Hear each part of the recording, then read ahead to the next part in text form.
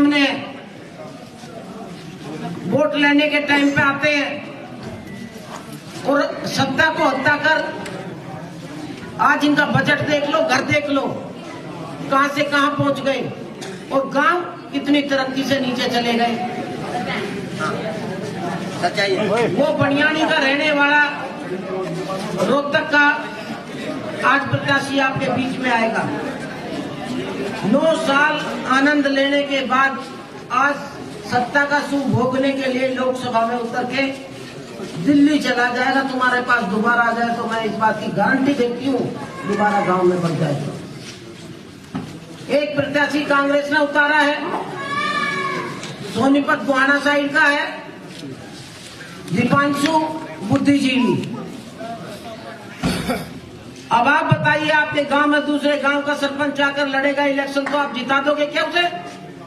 उन्हें तो कोई जानता ही नहीं थी। फिर जिला भी दूसरा है, हमारे कॉन्स्टिट्यूंसी का नहीं है। जब हमारी कॉन्स्टिट्यूंसी का नहीं है, हमारे काम कोई नहीं कर सकता, उसका जिताने का फायदा क्या है?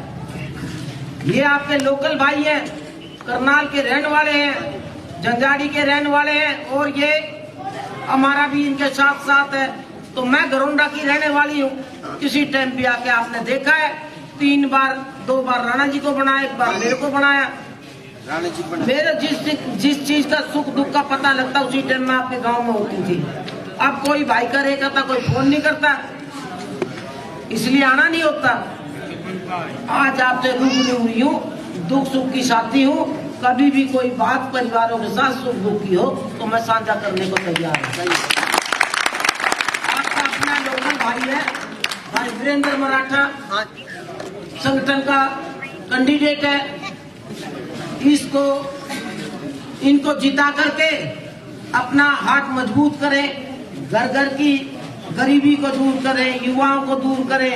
ये पढ़े लिखे आदमी अच्छे हैं, लोकसभा में हमारी अच्छी लड़ाई लड़ेंगे जिससे हमारे बच्चों को रोजगार मिलेगा। इंडस्ट्रीज एरिया यहाँ ला के जो अच्छा रख दिए, अच्छा इंडस्ट्रीज एरिया हमारे इलाके में आ जाए, हमारे युवाओं को काम भी मिलेगा, रोजगार भी मिलेंगे। जो विदेशों में बच्चे जा रहे हैं वो अपने देश में ही काम करेंगे। माँ बाप की अर्थी के बाद आता है बाहर से गया हुआ बेटा। बेटे का क्या सुख आराम है बताइए? इतने बड़े देश में, इंडिया देश में, हरियाणा प्रगतिशील प्रदेश में यदि काम ही नहीं मिलेगा तो बच्चा जाएगा कहाँ? ऐसे ही घर छोड़ के जाएगा। इसलिए आपको समझदारी करनी है।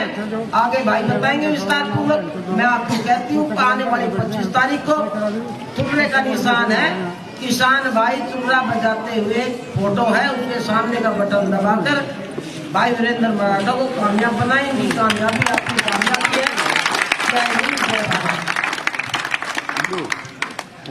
धन्यवाद राणा जी, श्रीमती। अब मैं अनुरोध करूंगा जो हमारे गठबंधन की प्रत्याशी है मराठा वीरेंद्र वर्मा जी, वो आए और अपने विचार रखें। मराठा वीरेंद्र वर्मा जी, जोरदार ताली से स्वागत आपको।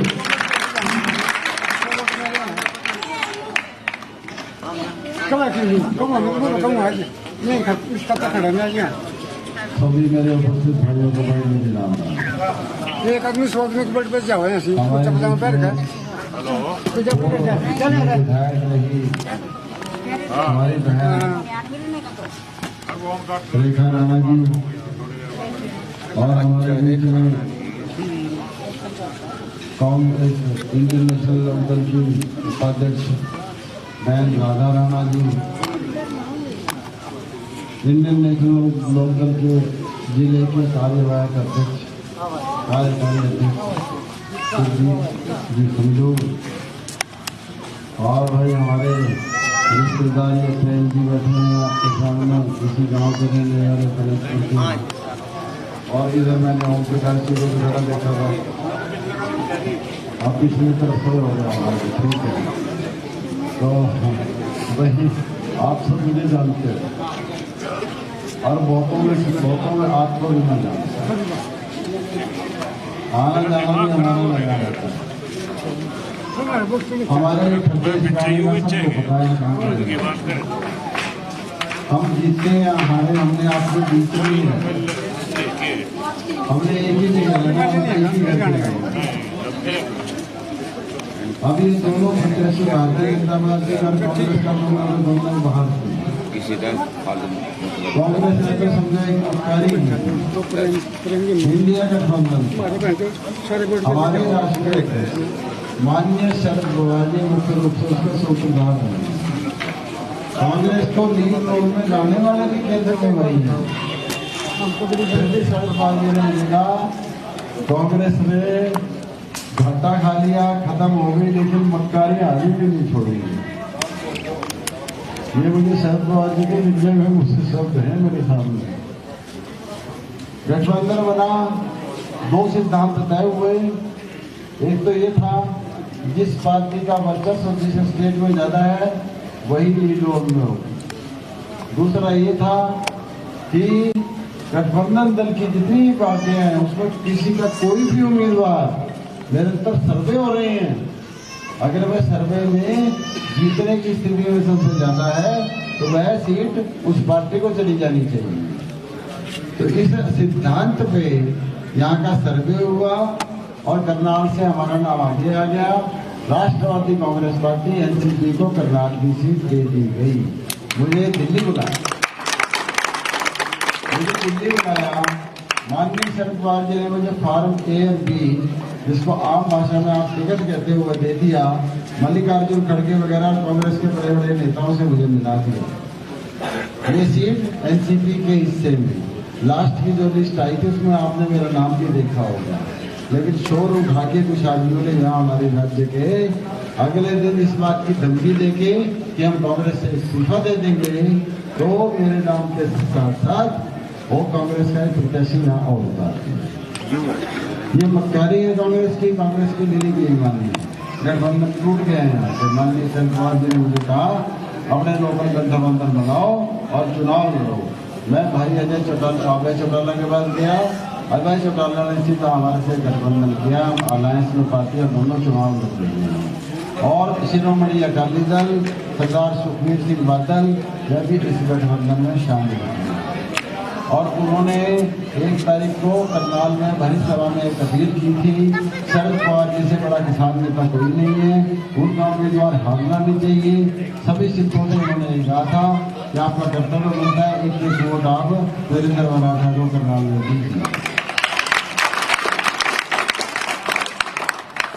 मेरे भाइयों, हमने चुनाव लड़ा कुछ, हमने पहले जब लोकसभा का चुनाव लड़ा उस समय 12 लाख वोट कांग्रेस में थे करनाल में।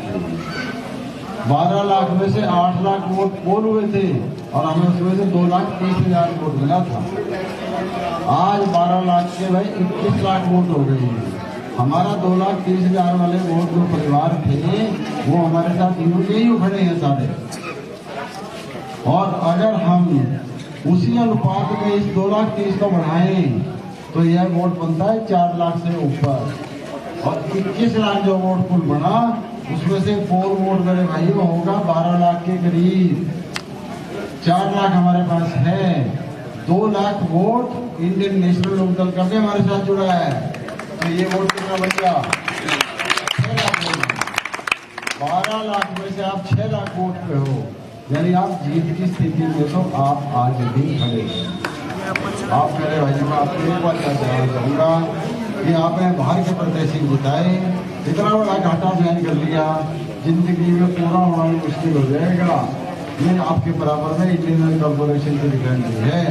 आज से 40-45 साल पहले जब लगे हम पढ़ते थे उस समय हमने इसे देखा कि करनाल वालों को क्या फायदा होगा इस रिफाइनरी से।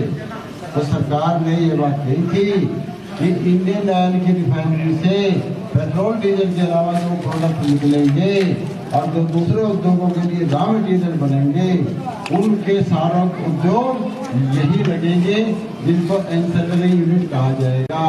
आज तक एक भी नहीं लगा क्योंकि आपने बाहर के प्रत्याशी बनाए। इस बार आप हमारे को बना के देखिए। बोर्ड ऑफ डायरेक्टर का एक डायरेक्टर लोकल एमपी होगा, सबसे महत्वपूर्ण होता है। किसी ने आज तक इनको दबाव भी नहीं दिया। हमारे को बना के देखिए, हम 5 साल के अंदर अंदर लाखों में उद्योग यहाँ कॉर्पोरेशन के प्रोडक्ट के आधार पर जो मटीरियल बनता है वह उद्योग यहाँ में लगवाएंगे। आज हजारों की संख्या में रोज ट्रक यहाँ से निकल जाएंगे। हमारे जब उद्योग लगेंगे मेरे भाइयों, और हमारे बच्चे 500 हजार एक उद्योग में लगेंगे और 50,000 60,000 70,000 80,000 की नौकरी मिलेगी। कोई बेरोजगार रहेगा? आप अपने आप सोच के देखिए। सारे के सारे पानीपत जिले का हो चाहे करनाल जिले का हो, एक भी बेरोजगार रहने वाला नहीं है। मैं आपको गारंटी देता हूं। हमारी लोकसभा की सीट जीत लें, कुरुक्षेत्र लोकसभा की सीट जीत लें तो एकदम हरियाणा की राजनीति में बदलाव है। पर हरियाणा में भी सरकार आपकी है, निश्चित रूप से अक्टूबर नवंबर में सरकार आपकी होगी और भाई अभय सिंह चौटाला मुख्यमंत्री बनेंगे। अब आपने अपने वोट की पहरेदारी कैसे करनी है, उसके लिए शोर उठाना है। शोर क्या उठाना है? हमने तो अपने बीच के लोकल को बनाना है, हमने लोकल को बनाना है और बाहरियों को यहाँ से भगाना है। ये आपने बार बार बोलना है, हमने लोकल को बनाना है और बाहरी को भगाना है। और एक बात कहिए छोटी, vote for local, vote for local, vote for local. धन्यवाद।